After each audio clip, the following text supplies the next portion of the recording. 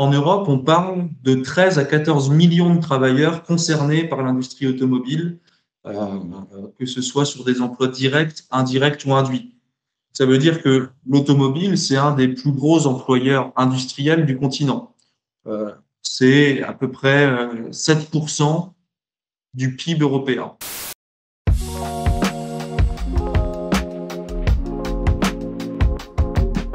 Alors, bonjour et bienvenue sur l'Actu du Théâtre, donc la chaîne YouTube du Travailleur Alpin. On se retrouve pour ce second échange avec Esteban du média Liberté Actu, donc qu'on avait déjà vu sur la chaîne pour parler sidérurgie.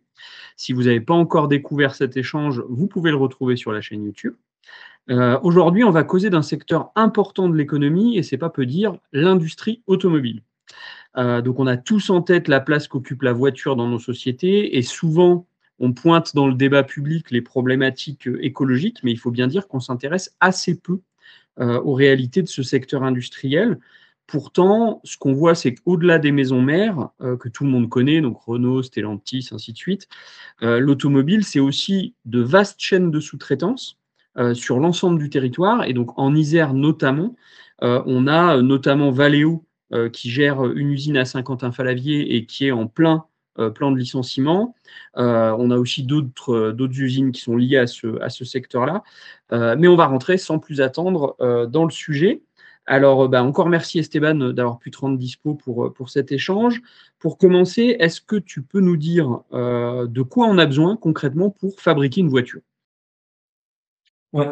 D'abord, merci à toi et à vous d'organiser à nouveau un échange là-dessus.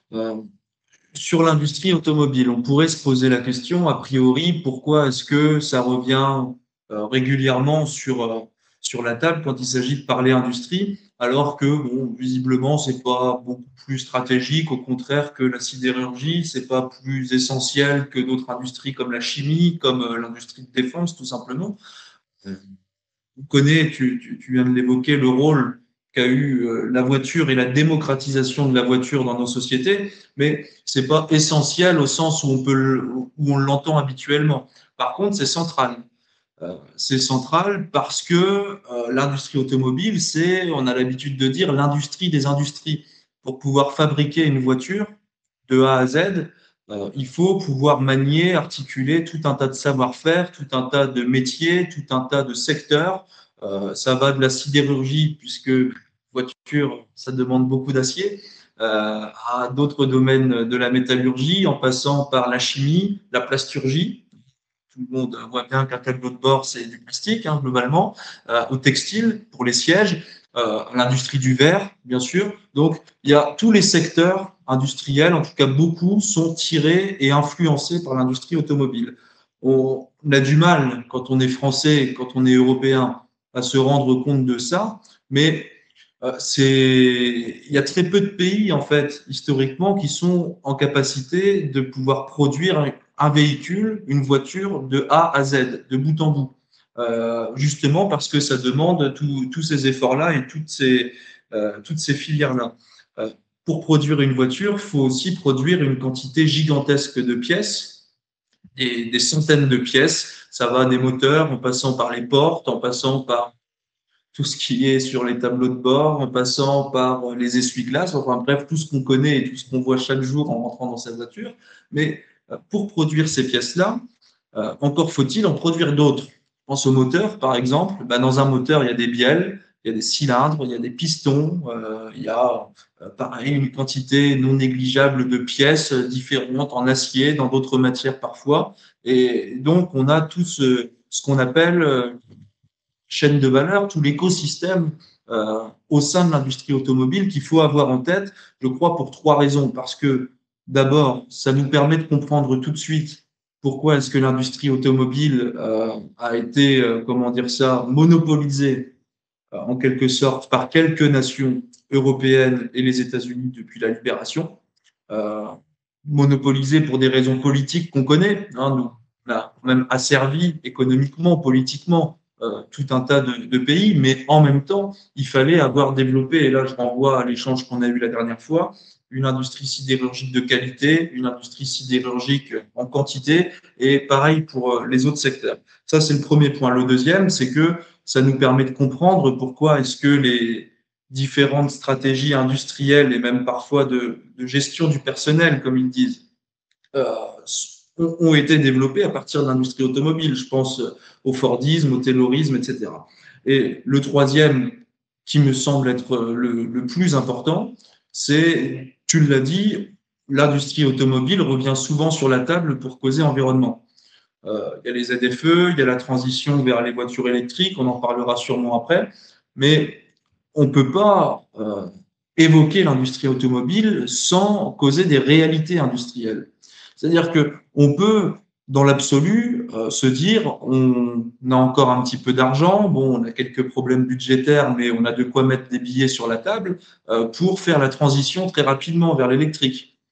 Mais si on n'a pas en tête cette chaîne de valeur et si on n'a pas en tête tout ce que ça demande en matière de savoir-faire, de machines, de formation, d'ingénierie, mécanique, design et autres, parce qu'il y a bien l'enjeu, le marché automobile, depuis sa naissance, il n'arrête pas de se développer.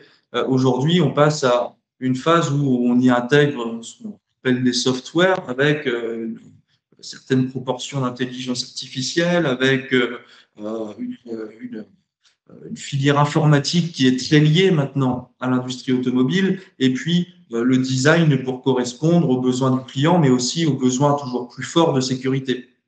Donc, c'est pas seulement une question d'ambition politique comme on peut l'entendre parfois. Il y a toute une réalité industrielle, matérielle, je dirais, derrière qu'il faut avoir en tête. Je prends un exemple, même si je tâcherai d'en reparler un peu après, celui des batteries électriques. On sait que là, il y a une rupture technologique, puisque entre produire une voiture thermique, que ce soit essence ou diesel, et produire une voiture électrique, les productions ne sont pas les mêmes, les savoir-faire ne sont pas les mêmes, les pièces dont j'ai parlé tout à l'heure ne sont pas les mêmes, pas besoin de bielle par exemple, puisque j'ai cité cette pièce-là. Par contre, on a besoin de batteries électriques. Et ces batteries, l'Union européenne a dit, en quelque sorte, on va faire en 5 ans ce que les Asiatiques et notamment les Chinois ont réussi en 25 ans. On va mettre de l'argent sur la table. Voilà, on va subventionner, on va ouvrir des gigafactories en France, notamment avec ce qu'on appelle la vallée de la batterie et que les industriels eux-mêmes appellent pour le moment la vallée de la mort, c'est-à-dire dans le nord de la France, ouvrir Vercors, Prologium, ACC, à Douvrin, etc. Mais force est de constater qu'on n'y arrive pas, justement parce qu'il y a ces réalités industrielles et qu'il ne suffit pas de mettre de l'argent. On n'a pas les savoir-faire, on n'arrive pas à industrialiser en masse ce qu'on sait faire et ce qu'on sait sortir d'une start-up comme technologie. La production de masse et la production industrielle, c'est autre chose que simplement posséder un savoir-faire. C'est savoir le démultiplier et le faire à des cadences très élevées. Donc là, un peu sur la manière dont on produit un véhicule, je ne pense pas qu'il y a besoin de développer plus, mais vraiment avoir en tête cette chaîne de valeur très complexe et qui restreint de fait les possibilités pour certains pays. Alors merci, je pense que c'était bien de commencer par là parce que c'est vrai que derrière les objets finis qu'on utilise au quotidien, on voit qu'il y a de la complexité et dans l'automobile, on est justement sur un niveau de complexité qui est quand même assez élevé. Alors du coup, est-ce que tu peux nous présenter à grands traits l'organisation et le poids du secteur automobile en France et en Europe, qu'on y voit un petit peu plus clair aussi de ce côté-là? Ouais, euh, c'est toujours un peu compliqué de faire un panorama de ce qu'est l'industrie automobile en France et en Europe parce que faut développer toute la continuité historique et industrielle là-dedans. Mais j'essaye d'y revenir tout de suite. Un état des lieux quand même. Je me suis noté quelques chiffres parce que les chiffres, particulièrement dans l'industrie automobile, sont assez difficiles à manier. Les capacités de production, il y a les ventes, il y a les commandes, il y a là, et après il y a le nombre d'emplois directs, indirects, induits. Enfin, c'est tout un écosystème qui irrigue un petit peu toute l'économie française et européenne d'une certaine manière. Mais pour avoir des chiffres et une image arrêtée, c'est toujours un peu difficile. Pour le moment, ce qu'on peut dire, c'est qu'on a 330 000 travailleurs à peu près qui sont directement intégrés dans la production de véhicules. un chiffre qui monte à près de 600 000 quand il s'agit là aussi des emplois directs dans l'automobile, mais pour tout ce qui est services administratifs, logistiques, etc., ce qui représente un petit bout quand même. En Europe, on parle de 13 à 14 millions de travailleurs concernés par l'industrie automobile, que ce soit sur des emplois directs, indirects ou induits. Ça veut dire que l'automobile, c'est un des plus gros employeurs industriels du continent. Euh, c'est à peu près 7% du PIB européen, ce qui est conséquent. Voilà. Euh, et avec en tête ce que j'ai donné avant sur le fait que ça tire et que ça influe d'autres secteurs, notamment les secteurs sidérurgiques. Euh, bon, sur la manière dont tout ça est réparti, il y a deux grandes familles en Europe. Il y a les constructeurs et puis il y a les équipementiers. Euh, les constructeurs, en fait, ne sont que, et c'est pas, je le dis pas négativement, ne sont que des assembleurs, ou presque. Alors, ils imaginent et ils conçoivent les designs, les nouveaux designs, ils mènent une stratégie marketing, industrielle, etc. Mais ils ne produisent pas, ils ne produisent plus eux-mêmes les pièces, pour la plupart, qui sont dans les véhicules. Ils se contentent, entre guillemets, de les assembler. Et donc, ils ont un vrai rôle de donneur d'ordre avec tout un écosystème d'équipementiers, de sous-traitants dont je parle juste après. Euh, en Europe, il y a quelques constructeurs qui se tirent la bourre. Et derrière ces constructeurs, il faut avoir en tête qu'il y a des marques. C'est-à-dire que le premier, c'est Volkswagen qui est allemand. Volkswagen, c'est la marque Volkswagen qu'on connaît, mais c'est aussi Audi, Bugatti, Seat, Skoda, Porsche et beaucoup d'autres. Stellantis, qu'on connaît mieux, parce que c'est issu de la fusion avec PSA et anciennement Peugeot. Stellantis, ça représente Peugeot, Citroën, Opel, Fiat, Alfa Romeo, Jeep et quelques autres que je n'ai pas notés. Renault, c'est un peu plus simple. C'est en gros Renault, Alpine, qu'on connaît mieux en France, et Dacia, hein, qui euh, fait des voitures, disons, à bas prix et populaires, on va le dire comme ça. Euh, et en Europe, il y a aussi les Japonais qui ont une grosse part de marché avec Toyota, Hyundai pour les Japonais et les Coréens du Sud. Voilà. Et d'autres groupes qui ont toujours des parts de marché, mais qui sont sur des segments bien particuliers. Je pense à BMW. Ça, c'est, je crois, important à avoir en tête parce que dans l'actualité des derniers mois, il y a eu l'affaire Volkswagen. Volkswagen, c'est le symbole de l'industrie allemande et de la renaissance de l'économie allemande après le nazisme, après la libération. Voilà. Euh, Volkswagen, c'est, comment dire ça? Je ne sais pas si on peut se rendre compte en France, mais le siège de Volkswagen, c'est 60 000 salariés sur un même site. Euh, c'est dans une ville où à peu près 75% des travailleurs sont directement dans la production automobile, que ce soit pour Volkswagen ou pour les équipementiers. Alors, en France, on n'a plus ça depuis très très très longtemps. Je ne sais même pas si on a en réalité déjà eu avec une telle masse. Et c'est pas seulement le siège de Volkswagen, c'est dans beaucoup d'autres sites. Donc c'est vraiment, c'est pour les Allemands, même quand on habite à 200, 300 kilomètres du siège de Volkswagen et qu'on n'a aucun lien particulier avec l'automobile, on sait que quand il y a des fermetures, c'est l'économie qui va mal. Voilà. Euh, quelque chose qu'on n'a pas spécialement en tête en France au vu du niveau de désindustrialisation qu'on a vécu, mais je ne sais plus si j'en ai parlé quand on était sur la sidérurgie. Euh, c'est une aparté, mais qui me semble importante.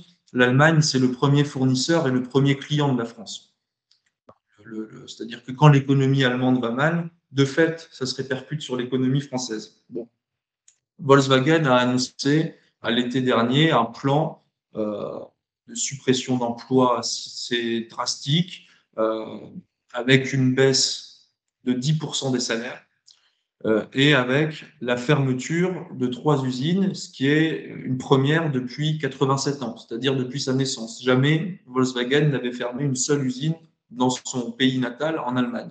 Donc, c'est dire l'ampleur de la crise. Et Ça peut aussi expliquer en partie les résultats aux élections allemandes la dernière fois. En tout cas, ça fait partie d'un tout qu'il y a à avoir en tête.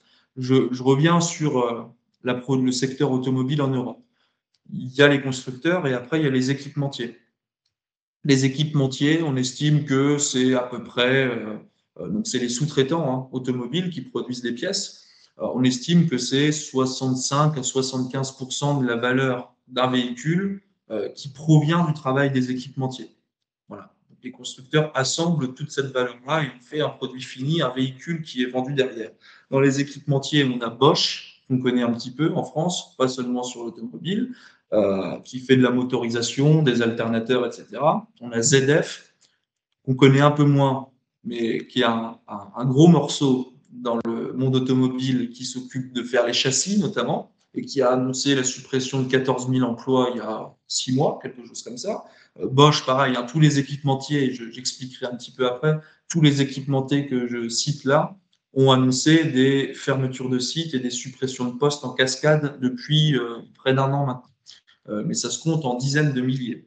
On a, là c'est un Français, plus entièrement français, mais historiquement français, Forvia, anciennement Forestia, qui a toujours pas mal de sites dans le pays, qui s'occupe surtout de l'intérieur des véhicules, tout ce qui est tableau de bord, tout ce qui est euh, et qui est anciennement une entreprise intégrée, une filiale complète de Peugeot, Peugeot PSA.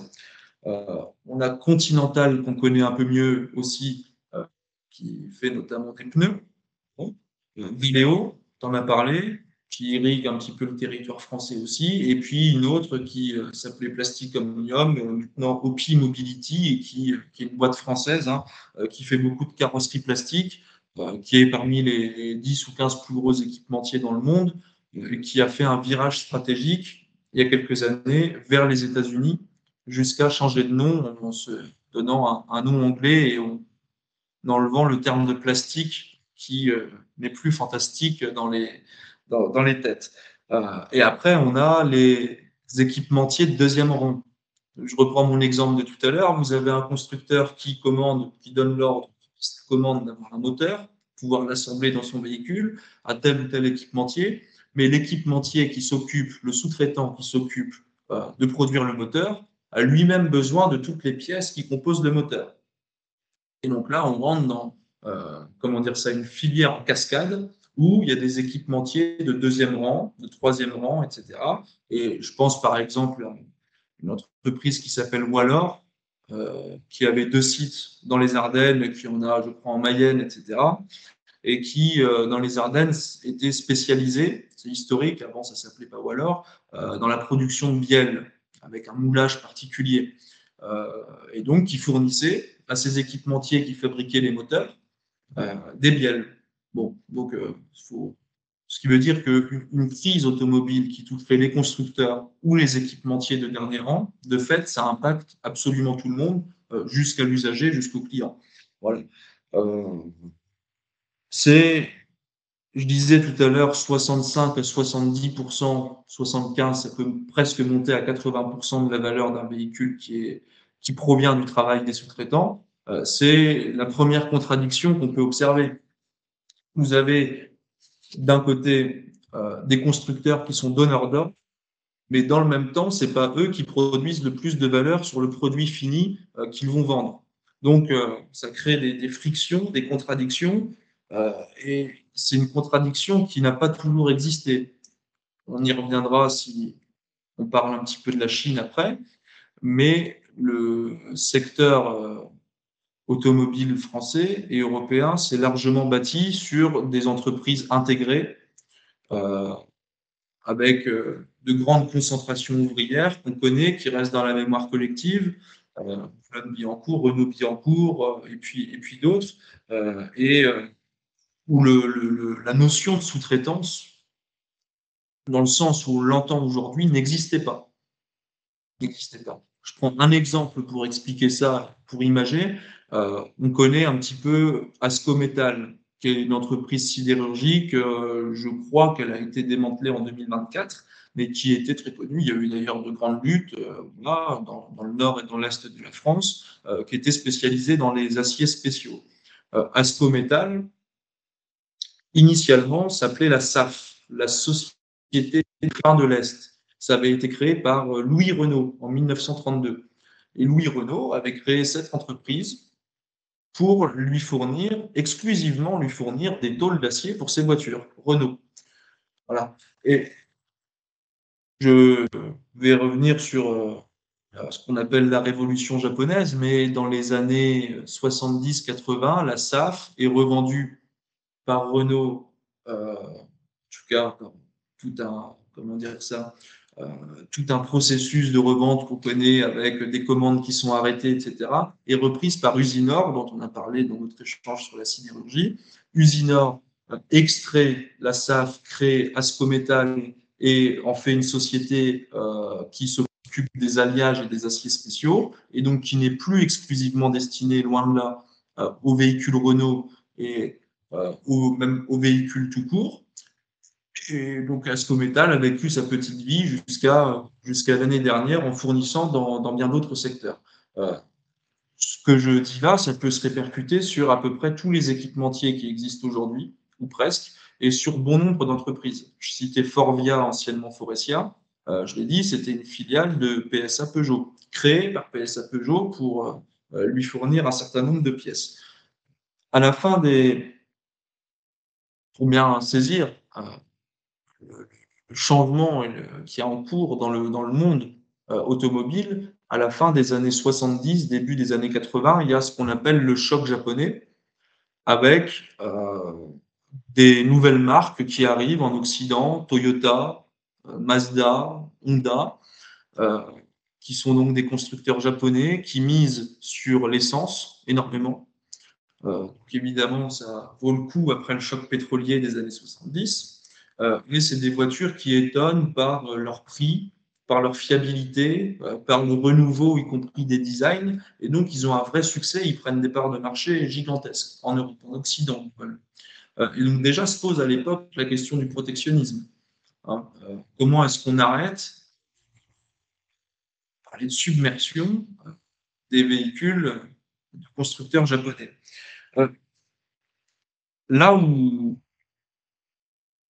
la révolution japonaise et les constructeurs japonais ont remodelé pour des décennies et des décennies l'industrie automobile, c'est qu'ils n'ont pas du tout fonctionné comme ce que je viens de développer sur Ascométal, la SAF et Louis Renault. Ils n'ont pas fait de concentration ouvrière comme on l'entend. Ce qu'ils ont fait, c'est une nouvelle. Voilà, il y a eu le taylorisme, il y a eu le fordisme, et eux, ils ont développé ce qu'on appelle le toyotisme. Et donc, il s'agissait de réduire les coûts, d'avoir davantage de flexibilité, hein, c'est le terme et qui est utilisé, qu'on connaît bien, nous, maintenant, un découpage des chaînes de valeur et un éparpillement des chaînes de production, ce qui, de fait, a aussi donné bien du mal aux syndicats pour se réorganiser, parce que quand avant, chacun était adonné à une tâche précise, mettre un bout ici, etc., enfin, tout ce qu'on peut connaître, là, avec cette manière de fonctionner à la japonaise, on ne peut plus bloquer la production d'un véhicule de A à Z. Voilà, ça complique tout de suite l'affaire. Avec une production à flux tendu, c'est-à-dire qu'on ne s'embarrasse plus tellement des questions de stock, parce que comme dans toute l'industrie, mais particulièrement dans l'automobile, ce qui coûte très cher, c'est le stock. Avoir du stock, c'est en partie ce qui a coûté la place à Carlos Tavares, qui avait laissé le groupe Stellantis basé aux États-Unis avec un stock énorme de voitures invendues parce que modèle parce que inflation, etc. Et ça coûte très cher de stocker des voitures par centaines de milliers. Il faut se rendre compte un petit peu de ça. Et puis, les Japonais, vraiment, tout ce qu'on connaît chez nous maintenant, l'externalisation, les délocalisations, la sous-traitance à outrance, la sous-traitance de la sous-traitance de la sous-traitance avec les différents. Voilà, ce qui a donné une division internationale du travail, de fait. Bon, je crois vraiment que c'est à partir de ces contradictions-là et de ce système-là qu'on peut comprendre un peu mieux la crise actuelle de l'automobile, mais je te laisse pour développer après. Donc, du coup, on a, en fait, finalement, si je saisis bien, des constructeurs européens qui ont suivi le modèle japonais avec cette externalisation et les systèmes de sous-traitance à étages différents. Et donc ça nous amène à la situation actuelle. Mais alors, est-ce que finalement, ce qu'on entend beaucoup dans la crise actuelle, c'est notamment dans la bouche des politiques de droite, ça serait la faute du tout électrique? Donc tu as expliqué qu'il y avait un saut technologique et on nous dit: «Bah, voilà, vous voulez de c'est le passage à l'électrique, c'est un problème, et la crise vient de là». Est-ce que c'est vraiment le sujet? Donc et si oui, dans quelle proportion et pourquoi? Du coup, ça vaut le coup qu'on s'arrête un peu sur cet aspect-là, à mon avis. Ouais. Euh, je crois que il y a d'une part la question de la transition et du saut technologique à faire vers les voitures électriques, les véhicules électriques. Ça, je vais revenir dessus juste après, mais pour voir pourquoi est-ce qu'on n'y arrive pas, euh, je reviens sur mon affaire de chaîne de valeur et de comment est-ce qu'on fabrique un véhicule. Mais on se rend bien compte que avec la loi du marché, comme on dit, et la libre concurrence, à un moment, il y a monopolisation. Il y a les plus gros bouffent les plus petits, etc. Mais la même logique s'est appliquée chez les équipementiers. Et donc, là où avant, il y avait des dizaines d'équipementiers sur un même segment, aujourd'hui, il y en a beaucoup moins parce que il y a eu cet effet de monopolisation, ce qui fait que il y a une contradiction entre les chaînes de valeur et les chaînes d'approvisionnement. Je m'explique.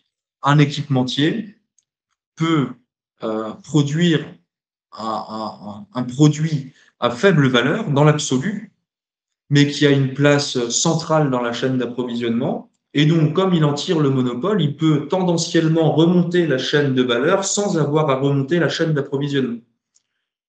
Je ne sais pas si c'est clair expliqué comme ça, mais je vais essayer de prendre un exemple concret. Prenons par exemple, c'est un exemple qui n'est pas forcément vérifiable dans la réalité. J'essaie de caricaturer pour qu'on comprenne bien. Par exemple, un essuie-glace. Bon, un essuie-glace sur la chaîne de valeur, c'est-à-dire sur qu'il faut y investir, etc. C'est pas une place volante. On a sur chaîne d'approvisionnement, on a besoin d'essuie-glaces sur les voitures.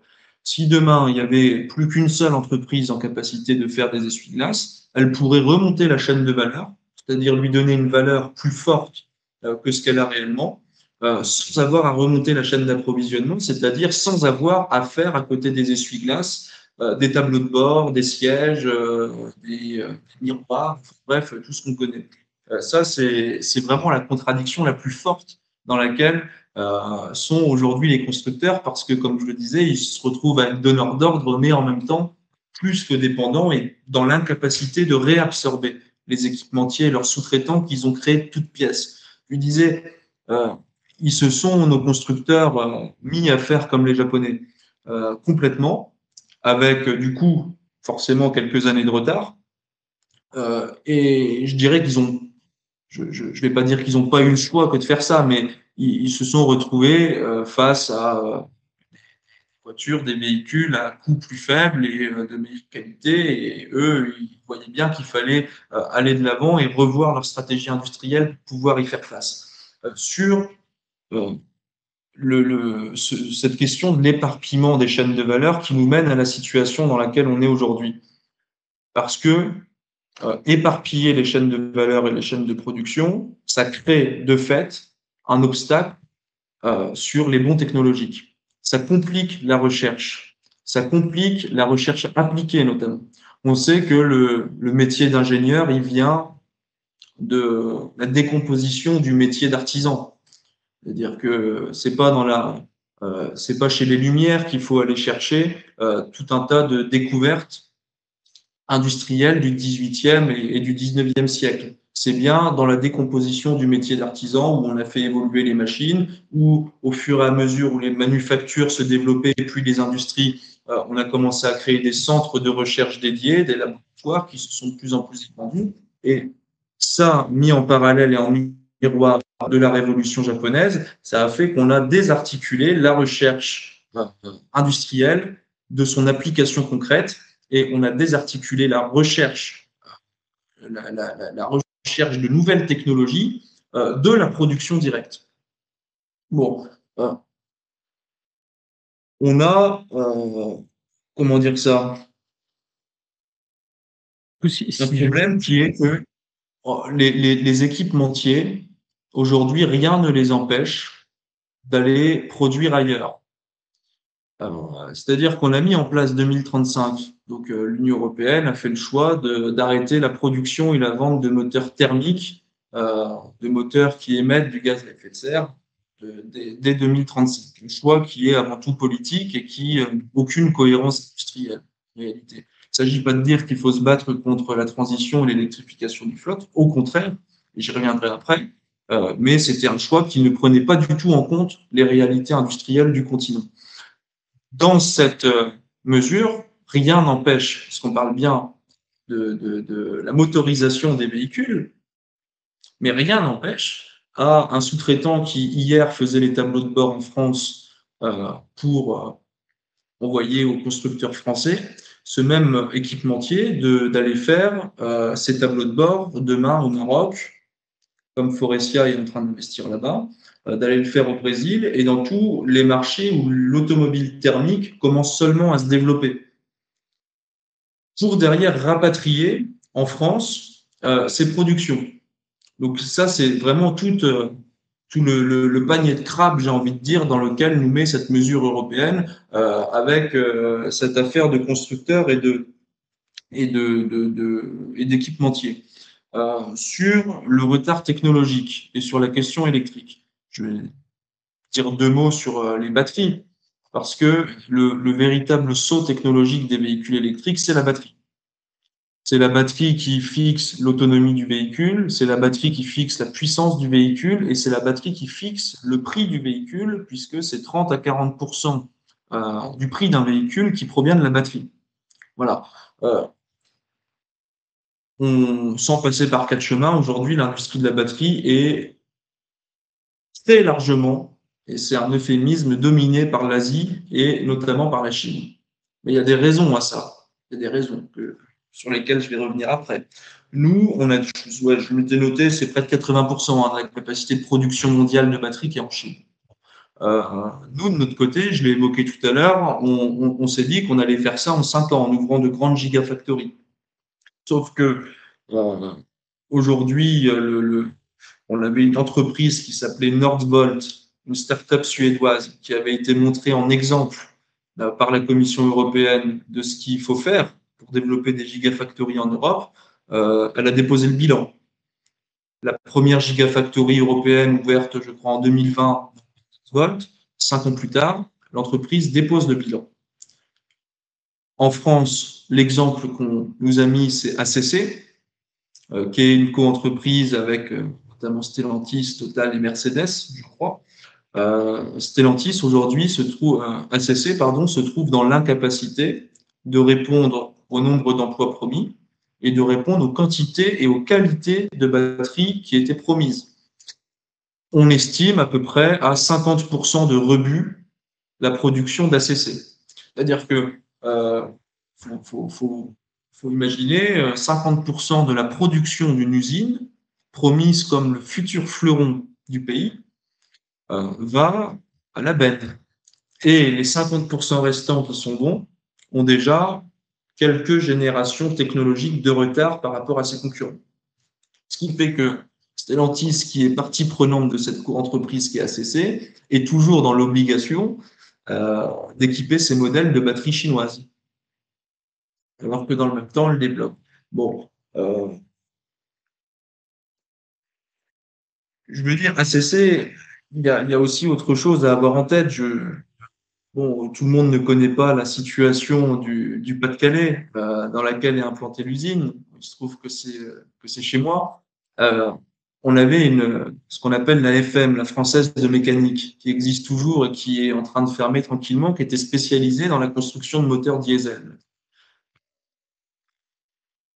Le choix qui a été fait, le discours qui a été tenu, c'est dans la logique de la transition, soi-disant transition qui est en réalité une rupture, on va fermer l'AFM, qui a représenté jusqu'à plus de 7000 salariés, je crois, il y a quelques années encore, quelques décennies.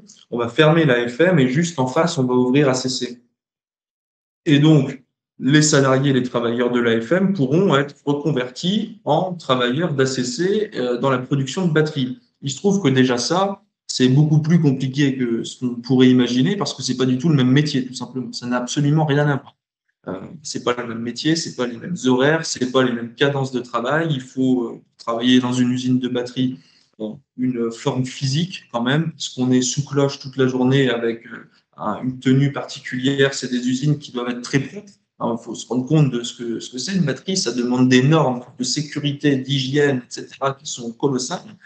Et donc, c'est pas du tout le même métier. Ce qui fait qu'on estime à peu près entre 150 et 300 salariés qui ont potentiellement fait la bascule d'une usine à une autre en l'espace de 3 ou 4 ans, pendant que ACC peine à se développer en suspendant ses projets d'usine en Italie et en Allemagne et en n'ayant toujours pas ouvert les différents modules qui étaient promis en France. Et avec toujours ces 50% de rebut dont j'ai parlé.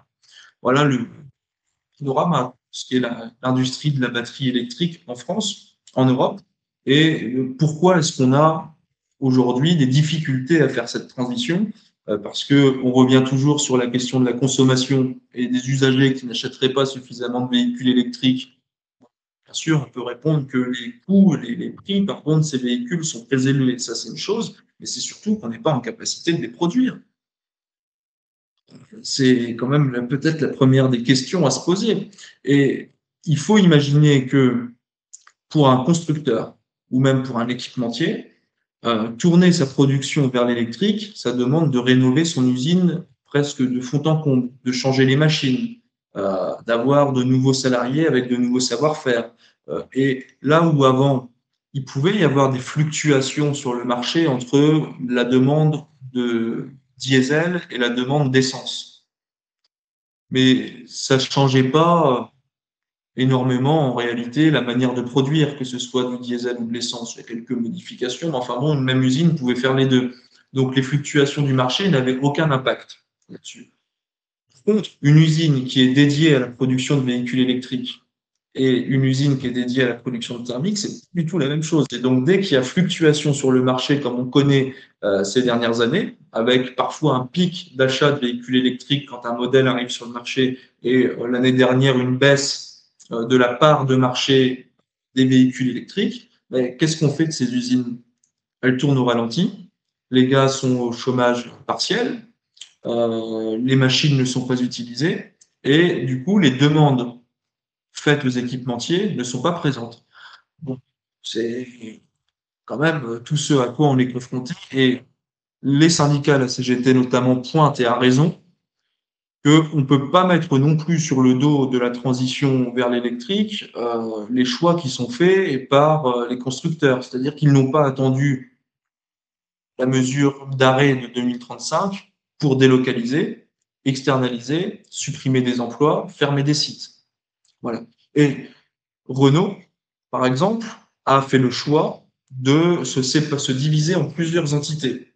Donc, il y a une entité qui s'occupe de la production de véhicules thermiques et une entité qui s'occupe de la production de véhicules électriques, qui s'appelle Renault Ampère. Les salariés, les travailleurs ont tout de suite alerté en disant, mais quand il va y avoir les fluctuations sur le marché dont je viens de parler, que va devenir Renault Ampère? Que vont devenir les sites qui étaient spécifiquement dédiés à cette entité-là? Ils ne se sont pas trompés. 5 ans plus tard, quelques années plus tard, c'est des suppressions d'emplois, c'est des suppressions de postes. Et en tout cas, il n'y a pas du tout la montée en cadence qui était prévue. Et pour le coup, c'était prévisible. Je n'ai pas beaucoup plus d'informations là-dessus, mais si je ne me trompe pas, il y a quelques jours, il y a eu l'annonce de la part d'ACC Gigafactory de batterie dont je parlais. Ils font venir des ingénieurs et des techniciens chinois pour pouvoir les aider à relancer leurs machines, etc. Il y a quelques centaines de Chinois qui sont présents aussi à STA Rui, qui produit pareil produits électriques pour Renault, notamment pour Renault Douai, qui produit la nouvelle Renault 5 électrique. Donc, on voit que on peut tenir tous les discours politiques et politiciens de nos dirigeants européens. En réalité, dans l'industrie, il n'y a pas d'autre choix que de faire des accords gagnant-gagnant pour pouvoir tout simplement avoir quelques produits qui soient finis, même si on n'est pas au niveau technique. Ok, alors tu me corriges si je me trompe. Ce que je comprends, c'est que finalement, on va prendre l'analogie que Amar aime bien sur la bougie et l'ampoule. En fait, on a des entreprises de production de bagnoles, c'est comme si on produisait des bougies, qui en fait ont séparé ceux qui fabriquent la cire de ceux qui fabriquent la mèche. Du coup, ils sont incapables d'inventer l'ampoule, en fait, concrètement. Et en plus, on a des effets de monopole dans la chaîne qui viennent perturber, en fait, le modèle économique de l'ensemble. Et du coup, se met le bazar dans la rentabilité globale, créer des perturbations, quoi, quelque part. Donc ça, tout ça, finalement, désarme complètement le secteur face à la situation. Tout ça étant lié à la financiarisation. C'est-à-dire que l'idée de chaque tronçon doit faire de.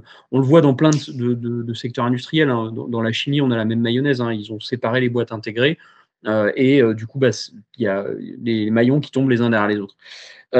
Et du coup, là-dedans, tu nous as beaucoup parlé finalement de l'aspect, de la concurrence chinoise, parce que c'est aussi, on a deux trucs qui montent dans le discours public. On a d'un côté l'histoire du problème de l'électrique, machin, forcément, ils ne savent pas inventer autre chose. Donc, voilà. Et de l'autre, l'histoire de la concurrence chinoise, où c'est beaucoup monté sur la question des droits de douane et alors je ne sais plus exactement les taxes. Comment ils appelaient ça, mais il y a eu il y a tout un discours protectionniste. Mais du coup, quelle est la réalité de ça et puis d'où ça vient aussi? Parce qu'à un moment donné, comment ça se fait qu'en fait, on se retrouve avec des Chinois qui ont 20 ans d'avance sur les autres, quoi. Ça vient peut-être pas de nulle part, quoi. Ouais. Euh, pour rebondir avant sur ce que tu viens de dire sur les contradictions à la tête des groupes, je crois qu'il faut porter une attention particulière aux contradictions au sein du patronat. C'est-à-dire qu'il y a, pour le coup, c'est un exemple flagrant entre pour le dire vite, hein, entre les financiers, entre le patronat qui est un peu plus industriel, entre le patronat qui est un peu plus, disons, une bourgeoisie nationale parfois, et les dirigeants à la tête de la Commission européenne, il y a de réelles frictions depuis quelques années sur la question. Euh, c'est pas du flanc, c'est-à-dire on sait très bien analyser les contradictions qu'il y a euh, dans, parmi les travailleurs. Hein. Il faut aussi pouvoir les analyser, je pense, de l'autre côté. Et pour le coup, il y a par exemple la date fatidique de 2035. On en a peu parlé, mais elle est accompagnée d'un calendrier de sanctions qui fait que dès cette année, un constructeur qui émet plus que le taux qui est indiqué de CO2 avec sa flotte de véhicules reçoit des dizaines de milliards d'euros. Certains, et j'ai plus le chiffre en tête, mais le lobby européen de la production automobile, des constructeurs automobiles, avait chiffré ça à une amende annuelle qui plongeait globalement tout le monde dans le rouge. Et Luca De Meo, le PDG de Renault, lui disait, et il ne s'agit pas de savoir si on est d'accord ou non avec lui, il s'agit de voir qu'il est, pour le coup, qu'il y a une vraie contradiction avec les directions et les décisions politiques qui sont prises à Bruxelles. Lui disait, moi, il n'y a pas de problème, mais tout l'argent que je fais et que j'aurais mis auparavant dans l'investissement, ce qui était déjà parfois pas énormément, eh ben, je vais le mettre au frigo pour payer les amendes. Et visiblement, c'est ce qu'il a fait. Et ce qui reste cohérent, quoi. Sur la question de la concurrence chinoise. Je commence par une actualité, c'est paru hier ou avant-hier. Il y a eu depuis un an une grande frénésie sur la guerre commerciale à mener à la Chine avec, point d'orgue, la question automobile. Bon, euh, on a entériné, c'était en octobre 2024, tout un tas de taxes, de barrières douanières, variables en fonction des différents constructeurs, qui allait de 17% à près de 40% pour certains constructeurs qui étaient considérés les plus subventionnés par le gouvernement chinois. Ce qui a donné lieu à tout un tas de réponses. La Chine a bien évidemment déposé plainte auprès de l'OMC, a pris des mesures de rétorsion sur les vins spiritueux, comme quoi il n'a pas fallu attendre le jour de libération de Trump pour causer de la guerre commerciale, c'était plus qu'attendu. et c'est toujours les mêmes qui trinquent au bout, je crois, c'est les travailleurs. Mais il y a eu d'autres choses. Le BYD, puisqu'il faut bien commencer à en parler, qui est le plus gros constructeur automobile chinois qui est en train de dépasser Tesla sur ce qu'ils appellent eux euh, les VEN, c'est-à-dire les voitures à énergie nouvelle, où ils englobent dedans les voitures électriques, les hybrides rechargeables, etc. Voilà, toutes ces voitures-là. Bon, euh, BYD a décidé de s'installer en Hongrie. L'usine doit ouvrir bientôt. BYD a décidé de s'installer en Turquie. Turquie qui n'est pas dans l'Union européenne, mais qui a un accord de libre-échange qui date des années 80-90 avec l'Union européenne, particulièrement sur cette question automobile, ce qui lui permettrait d'échapper aux surtaxes et aux barrières douanières. Et hier, la Commission européenne a fait savoir qu'elle est en train de reculer sur ces droits de douane qui avaient été pris et actés pour quelques années. Il y a eu, suite à la rencontre entre Sanchez, le président espagnol, et Xi Jinping vendredi dernier, un entretien en visio entre le ministère du Commerce chinois et le commissaire européen chargé du commerce, où ils ont conclu ensemble que, au vu de ce qui se passe et de la bombe atomique commerciale déclenchée par Trump, disons qu'il n'était pas forcément sain pour l'Union européenne d'être prise en étau, même s'il y a une partie de l'étau qu'elle s'est mise toute seule en essayant de mener de telles mesures contre la Chine, ce qui était là aussi pas du tout basé sur des considérations industrielles, stratégiques et matérielles. Donc l'idée serait d'aller vers, on verra si c'est le cas, hein, mais d'aller plutôt vers des prix planchers, c'est-à-dire qu'un véhicule venant de Chine ne pourrait pas être vendu à moins de 20 ou 25 000 euros demain. Mais donc, abandon à venir des barrières douanières contre la Chine sur l'automobile. Ça, c'est une chose qu'il faut, c'est un tournant en réalité dans les politiques menées ces dernières années. Maintenant, pourquoi est-ce que la Chine est aussi forte sur les voitures électriques? Et quand je dis aussi forte, c'est vraiment un euphémisme. C'est-à-dire que la Chine, maintenant, est devenue sans conteste et sans remise en cause possible le leader mondial sur tous les segments de l'industrie automobile électrique et même rechargeable. Avec des constructeurs qu'on commence, bon, c'est pareil, dans les années 70, la première fois pour entendre Honda ou Toyota, j'imagine bien, j'étais pas né, mais que ça pouvait faire drôle. On était habitué à nos Peugeot et à nos Citroën. Donc là, on commence à entendre de nouveaux noms, BYD en particulier, qui est vraiment le leader en la matière. La Chine a décidé de faire de l'automobile électrique une priorité politique et industrielle et nationale depuis les années 90. Dans les années 90, pour la masse des Occidentaux, les gens, les habitants, la voiture de demain, c'était pas plus la voiture électrique que la voiture volante. Il faut l'avoir en tête. Et la Chine a fait ce pari fou d'aller et d'en faire une priorité politique dès ce moment-là. Ce qui fait que dans les années 94-95, on a les grandes municipalités chinoises, certaines d'entre elles, qui mettent en place des restrictions sur les deux roues ou ne sont plus acceptées que les deux roues électriques dès les années 94-95. Donc l'équivalent de ce que sont aujourd'hui les ZFE en France, mais je tempère la comparaison. Sur le principe, c'est la même idée. En revanche, la Chine s'était quand même assurée avant, au minimum, que chacun puisse avoir accès à ces deux roues électriques et qu'ils soient produits en quantité suffisante et à un prix raisonnable. Mais ça, c'est autre chose qui fait qu'on ne pouvait pas tant parler de... C'était plus un côté laboratoire dans les grandes municipalités. On ne pouvait pas tant parler de zones d'exclusion comme on peut le faire aujourd'hui en France avec les ZFE.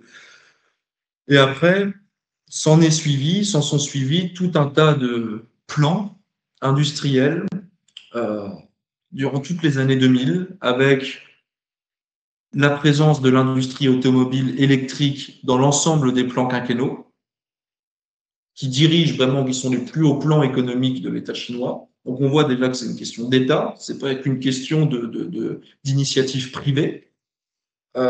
Avec une présence de choix dans le plan chinois qui Made in China 2025, c'était un plan décennal pris en 2015, qui se conclut cette année, où il était explicitement écrit passer de l'usine à grande puissance industrielle, où il était explicitement écrit passer de produire les voitures, les véhicules pour les groupes occidentaux à avoir des leaders mondiaux de l'industrie automobile.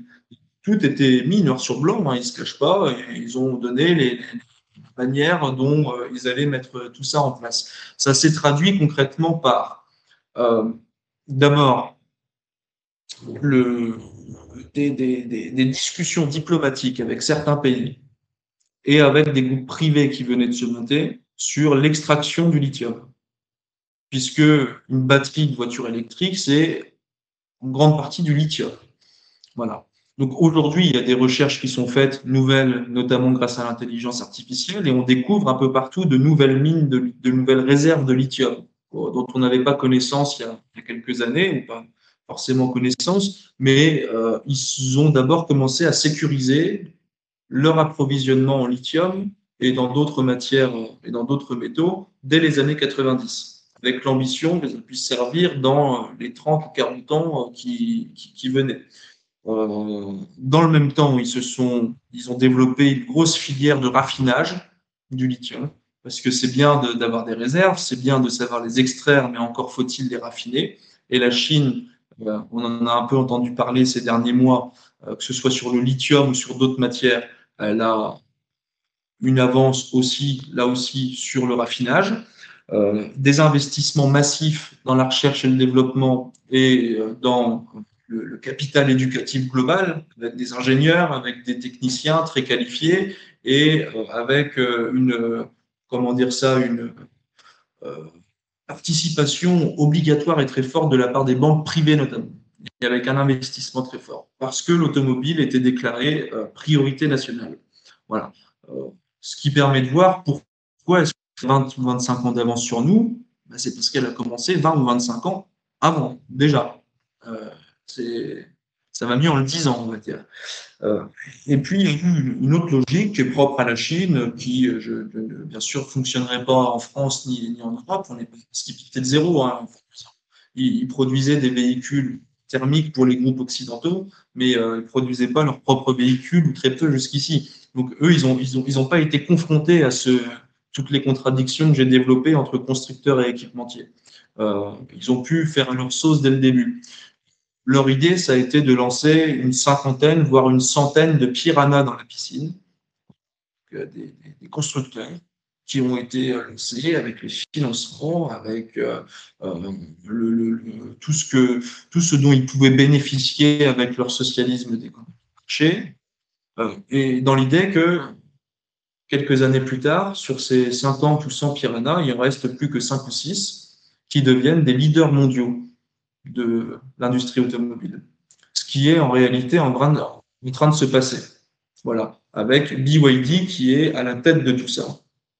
Et le point le plus important dans cette stratégie, c'est le retour à l'intégration verticale.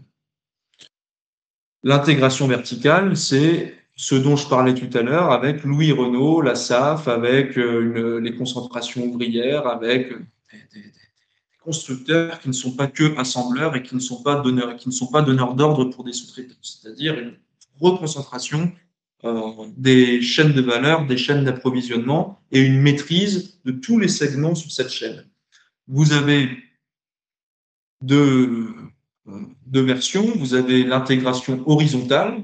Donc là, il s'agit, je schématise un peu, mais il s'agit de racheter, d'englober ou de faire une nouvelle entité qui soit sur le même segment que le vôtre. C'est-à-dire quand Stellantis, en tout cas PSA, rachète Citroën, par exemple, là, c'est de l'intégration horizontale et sur le même segment du marché. C'est comme si demain Renault, chose inimaginable pour l'instant, mais là, si demain Renault absorbe Nissan, on parlera d'intégration horizontale. Les Chinois, eux, sont revenus, Tesla aussi d'une certaine manière, mais c'est encore différent, sont revenus à l'intégration horizontale, verticale, pardon, c'est-à-dire que le producteur de batterie s'est mis à produire des tableaux de bord, il s'est mis à produire des systèmes de freinage, il s'est mis à produire des systèmes de direction. pris toutes les pièces dont on a parlé tout à l'heure et ils ont remonté cette chaîne de valeur petit à petit jusqu'à contrôler un maximum de segments. BYD, BYD, n'était à l'origine que un producteur de batteries. Voilà, l'entreprise produisait des batteries pour des téléphones. Et ils ont, dans cette logique et dans cette politique qui a été menée par l'État chinois que je viens de développer, ils ont mis au cœur de leur stratégie une intégration verticale. Et maintenant, ils produisent de A à Z presque, ils font un effort là-dessus. Et vous avez BYD qui maîtrise l'extraction du lithium à certains endroits, qui l'utilise dans ses batteries électriques. Même pas rien. Imaginons demain Renault qui maîtrise son extraction de lithium en tant que telle, mais BYD maîtrise aussi et est en train de faire construire ses propres navires pour transporter d'un continent à l'autre les véhicules neufs. Vraiment de A à Z, avec tout ce qui va de services, d'administratifs, de logistique en même temps. Et toute la production, ils s'approvisionnent encore chez des sous-traitants en matière d'acier notamment, mais le reste est globalement produit par BYD, qui a une maison mère et qui a tout un tas de filiales. Je n'ai plus les noms en tête, mais vous avez BYD Service, BYD Transport.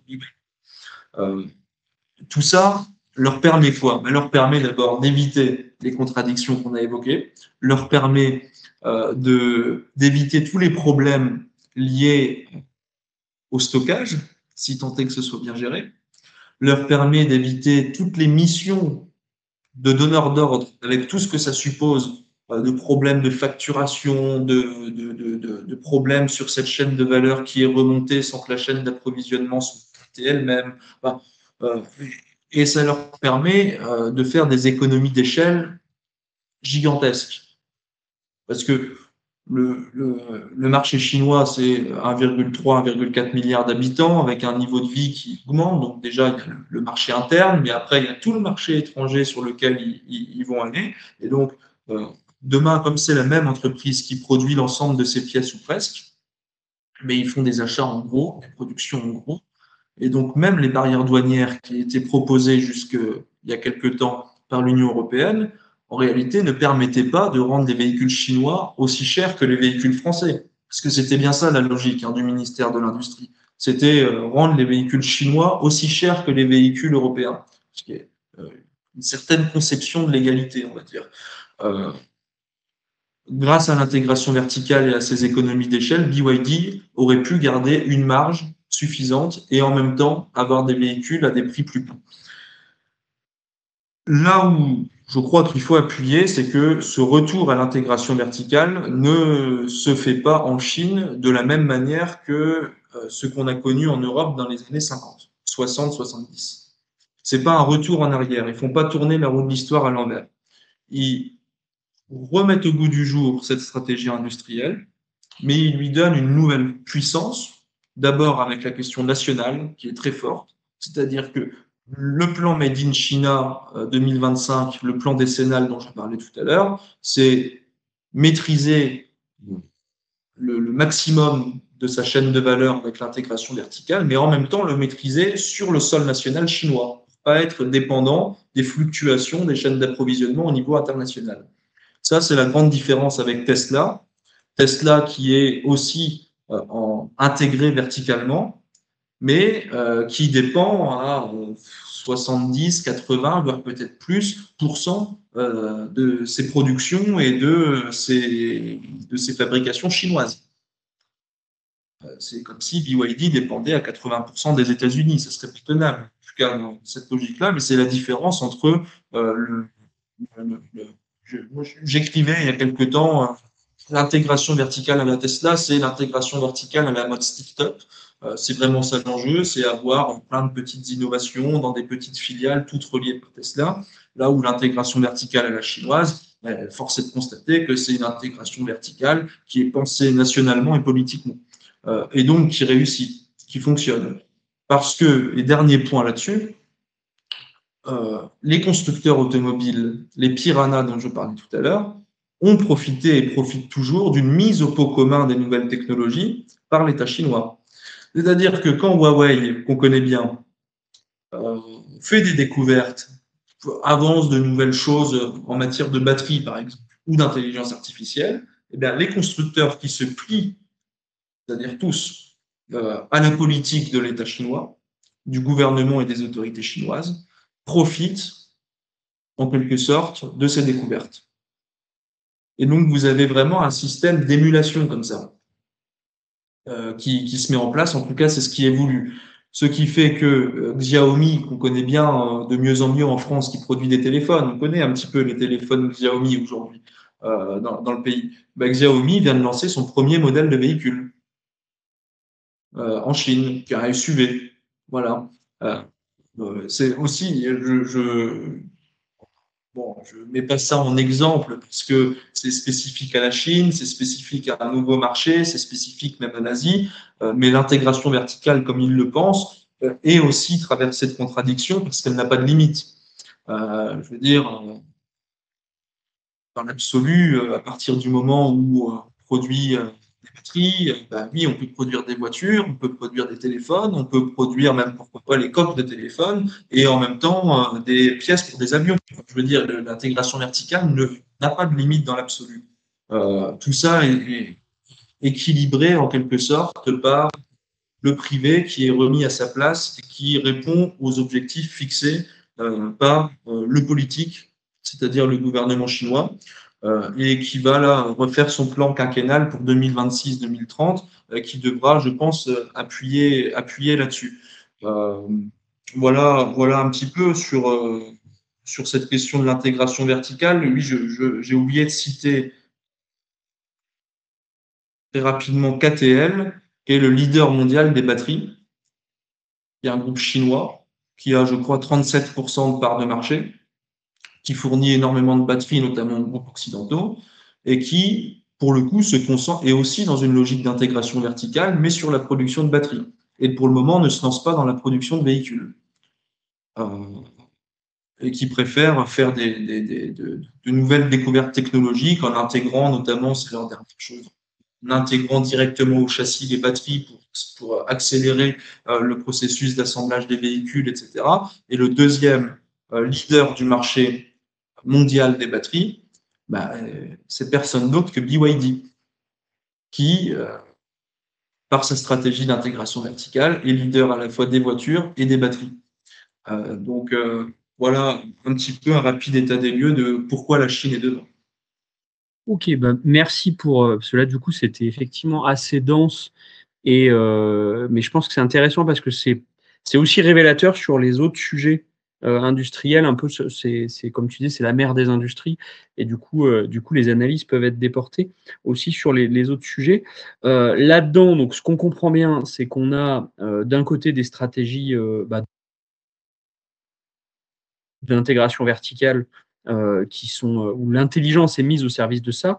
Et de l'autre, en Europe, on a finalement l'intelligence entre guillemets des entreprises qui a été mise pendant des décennies sur optimiser les coûts de l'existant, y compris au mépris de ce qui nous amène en fait peut-être aux tentations protectionnistes qu'on a en ce moment, qui auraient tendance à faire passer la transition énergétique et écologique de côté, et à jouer contre finalement la transition écologique. Je voulais dire un petit mot quand même avant d'embrayer sur les perspectives, parce que effectivement j'aurais peut-être dû le dire plus tôt, mais sur la fronde anti-voiture électrique, il faut se rappeler évidemment que il y a beaucoup d'usages voiture, il y a un sujet voiture et transfert des usages, mais sur l'aspect voiture, en fait, une voiture électrique, pourquoi il y a des enjeux sur l'électrification?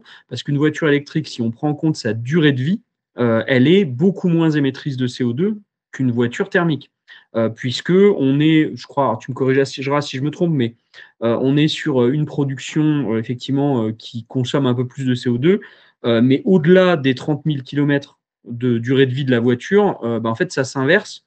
Le bilan carbone du véhicule s'inverse. Et comme une bagnole, ça vit en moyenne 200 000 km, vous faites le compte, une voiture électrique, ça émet sur l'ensemble de sa durée de vie 70% de conso, de CO2 en moins qu'un véhicule diesel si les chiffres que j'avais étaient bons. Et en plus, on shoot tout ce qui est particules fines, une bonne partie en tout cas. Si on enlève le frottement des pneus et compagnie, c'est aussi des particules fines, donc ça disparaît pas.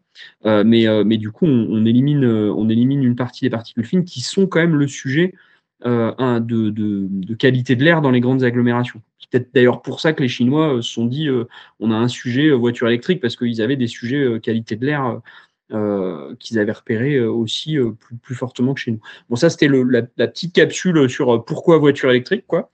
Mais du coup, là-dedans, bah, finalement, pour éviter de se faire enfermer dans ce piège protectionnisme, pour préserver les profits existants, contre transition écologique non maîtrisée, en fait, qu'est-ce qu'on peut porter, en fait, politiquement, sur le secteur automobile en termes de propositions, pour sortir un peu de la nasse dans laquelle on est en Europe?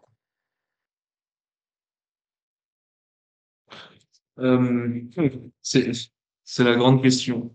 On sait que la logique protectionniste, au sens le plus négatif, hein, la guerre commerciale comme on le voit aujourd'hui, ça fonctionne pas, ça fonctionnera pas, surtout sur l'automobile, au vu de l'avance qui est prise par la Chine et par d'autres de toute façon. Parce que globalement, en Asie, il y a une avance là-dessus. Donc, ça, c'est le premier point.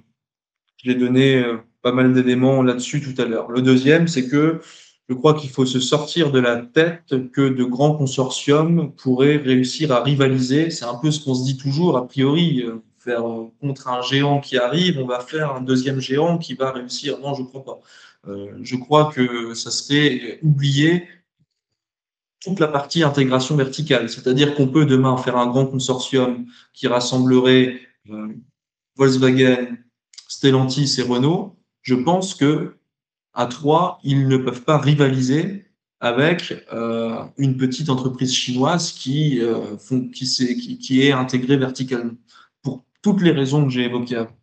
Par contre, je crois beaucoup à la réintégration verticale des constructeurs européens. J'y crois beaucoup dans l'absolu. Sur la faisabilité, je suis un peu plus dans le doute, parce que justement, j'ai donné tout de suite, c'était pour en arriver là en fait, la part, la valeur que représentent les équipementiers dans un véhicule pour absorber tout ça, pour revenir, parce qu'en fait, se réintégrer verticalement pour un constructeur européen, ça serait presque revenir en arrière dans l'état actuel des choses. Puisqu'on sait que l'État français n'aura pas la même politique et les mêmes ambitions en la matière que ce que peuvent avoir d'autres gouvernements. C'est pas possible, c'est pas le même logiciel de pensée. Donc aujourd'hui, ça serait simplement faire tourner quelque part la roue de l'histoire à l'envers, et on sait que ça ne fonctionne jamais ou presque jamais. Et j'ai du mal à voir comment est-ce que ça sert. Par contre, euh, ça va créer des frictions. Et je crois que les équipementiers sont tendanciellement, je dirais, amenés à disparaître au vu de cet environnement. Ce qui, dans l'absolu, quand je dis disparaître, ça ne veut pas dire que dans l'absolu, ça va se traduire par des fermetures d'usines, hein. Mais il faut comprendre pourquoi est-ce que ces usines ferment, ne pas justifier, mais comprendre, et comprendre que c'est pas une surprise si aujourd'hui on a des fermetures et des restructurations en cascade par d'équipementiers. C'est justement parce qu'on est au cœur de toutes ces contradictions-là et que bien avant qu'il y ait les premières annonces, quand on connaît un peu la situation de ce monde automobile et de ce secteur, on pouvait s'attendre à ce qu'il y ait toutes ces fermetures. Mais les syndicats, les communistes en particulier, se sont battus contre le découplage des chaînes de valeur, se sont battus contre l'éparpillement des chaînes de production, se sont battus contre l'externalisation, sans même parler des délocalisations. On s'est battu contre ce système de sous-traitance à outrance, contre ce système des années 70-80 qui était synonyme pour nous de désindustrialisation, et ça s'est vérifié. Aujourd'hui, je crois que le grand problème auquel nous sommes confrontés, c'est que on va devoir se battre contre un nouveau choc, une nouvelle révolution industrielle où les équipementiers contre lesquels on s'est battu dans leur formation, je veux dire, en tant que forme, on va devoir se battre pour les sauver, alors que je crois que c'est pas tenable. Et donc, la question à poser, c'est quel rôle de la puissance publique, pour le coup, et quel rôle de l'État là-dedans? Parce qu'on le sait, on n'est pas, je crois qu'ils ont tout un tas de gens qui réfléchissent à Bercy et ailleurs, j'espère en tout cas. Ils doivent savoir autant que nous, quand même, sur le risque qui pèse sur les équipementiers. Quel rôle est-ce qu'ils vont jouer pour diversifier les productions? On n'ait plus besoin de bielle demain ou qu'elle ne soit plus produite par un équipementier de second rang, c'est une chose. Mais la planification, c'est à la fois prévoir ce qui est à construire, prévoir ce qui est à faire d'ici 10, 15, 20, 30 ans, mais c'est aussi prévoir ce qui va être détruit. On sait qu'aujourd'hui, ces équipementiers de second rang qui produisent des bielles, par exemple, il va falloir diversifier leur production. Ou alors, il va falloir réorienter leur production vers d'autres secteurs qui auraient besoin de produits similaires. Mais ça se planifie aussi. Et donc, poser la question de la puissance publique vis-à-vis des équipementiers et des sous-traitants, c'est une chose, en ayant en tête que les équipementiers ont bien compris, les patrons, je parle, hein, ont bien compris ce qui leur arrivait et ce qui allait leur arriver, et donc vont délocaliser de plus en plus là où le marché thermique est seulement naissant et où il est en plein développement. Donc vraiment, il y a le rôle de l'État à mettre au cœur sans vouloir faire de l'État l'alpha et l'oméga, mais là, je vois mal comment est-ce qu'on pourrait régler l'affaire autrement. Donc, pas de consortium, la question des équipementiers, le rôle de l'État, pas de guerre commerciale qui ne réglerait rien l'affaire. Par contre, des coopérations, qu'il faut y croire beaucoup. Euh, évidemment, avec les intérêts de chacun. On sait qu'un pays est traversé du conflit de classe d'abord, mais aussi qu'un pays n'a pas d'idées, a priori, n'a pas d'amis, mais a des intérêts, c'est une réalité. Et donc, il faut trouver des chemins sur lesquels on peut réussir à coopérer. Comment est-ce que demain ACC ou l'équivalent d'ACC pourrait produire suffisamment de batteries, construire toute une filière, y compris avec le recyclage de ces batteries, dont j'ai pas parlé, mais qui est un pan important du secteur, et toute une industrie à construire aussi. Est-ce qu'on croit vraiment que c'est en faisant la guerre à ceux qui ont les technologies, on va y arriver? Je ne dis pas qu'il faut se coucher devant ceux qui ont les technologies, je dis qu'il faut chercher à travailler et à trouver des terrains d'entente. Euh, et que sinon, on pourra dire autant qu'on veut qu'on se bat pour sauvegarder les emplois, qu'on se bat pour sauvegarder nos usines. En réalité, rentrer dans cette logique de confrontation, c'est tout sauf se battre pour préserver les emplois et préserver les usines et les productions. Je crois en tout cas, je crois que l'actualité nous en donne la preuve. Euh, voilà un petit peu les seules perspectives que je vois qui sont plus des questions, mais je crois que dans le secteur automobile, tout le monde est plus ou moins dans le flou, en fait, par rapport à l'avenir. Merci. Bah, en fait, ce que ça renvoie, c'est à la fois, c'est super flippant parce qu'en fait, on voit vraiment qu'on est en bout de course du néolibéralisme qui était dominant sur la planète parce que ça tenait tant que l'Occident était dominant, quoi. Mais aujourd'hui, bah, en fait, on voit bien que à la fois cette organisation néolibérale de l'appareil de production, en fait, a complètement fragilisé toute la chaîne. Et en même temps, la pensée néolibérale qui est infusée dans nos dirigeants, enfin, qui sont le produit de ça, en fait, bah, elle empêche de sortir de la nasse. Enfin, c'est ce qu'on a vu sur Vancorex, où limite le ministre, il se fait, alors c'est la chimie, mais le ministre, il se félicite, vous inquiétez pas, il n'y a pas de problème de souveraineté, parce que bah, la boîte n'était pas rentable. Bah oui, c'était un segment d'une chaîne. Évidemment qu'en fait, elle n'était pas rentable, mais toute la chaîne était rentable. Et là, demain, tu vas acheter ce dont tu as besoin aux Allemands, aux Polonais, si c'est pas ailleurs, quoi. Donc bref, finalement, il y a un verrou là qu'il faut réussir à faire péter. Donc ça, c'est super flippant. L'autre aspect, c'est bah, je pense l'enjeu de la puissance publique comme ligne directrice et la question de la planification qui est pas entre guillemets un retour à la soviétique où tout est décidé par quelques-uns. Alors je caricature parce que c'était pas ça non plus, mais tout est décidé par quelques-uns et du coup ça descend de manière un peu mécanique et bureaucratique. Il y a une possibilité de planification dans des logiques de marché et compagnie, mais encore faut-il en avoir la volonté et l'état d'esprit. et à quoi ça sert? C'est-à-dire planifier pourquoi, quelque part. Est-ce que c'est au service des profits uniquement ou est-ce que c'est pour répondre à des besoins? Et en fait, on a besoin de voitures, voilà. Donc, du coup, pour prendre cet exemple-là. Donc ça, c'est aussi un sujet qu'il faut, à mon avis, faire grandir. Et sur la question des coopérations, bah là, il va y avoir aussi un sujet de rupture avec l'ordre 19e, 20e siècle, hein.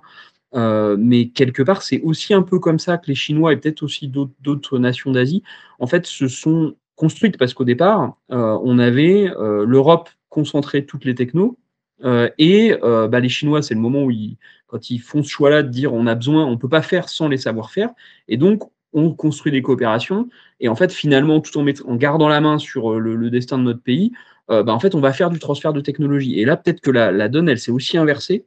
Alors c'est, pour «l'amour-propre» entre guillemets, issu du colonialisme, c'est compliqué, mais à admettre.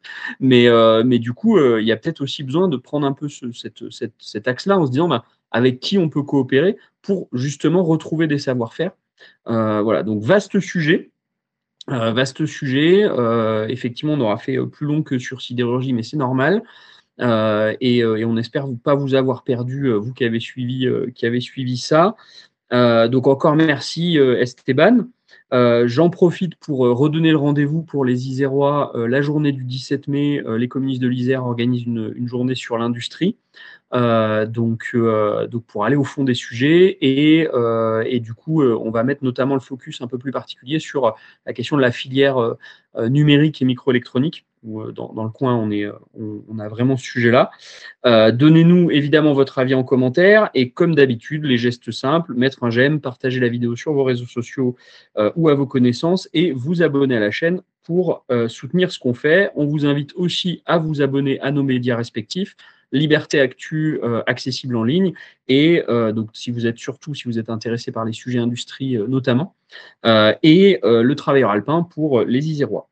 Merci encore Esteban et puis bah, à très bientôt pour d'autres échanges.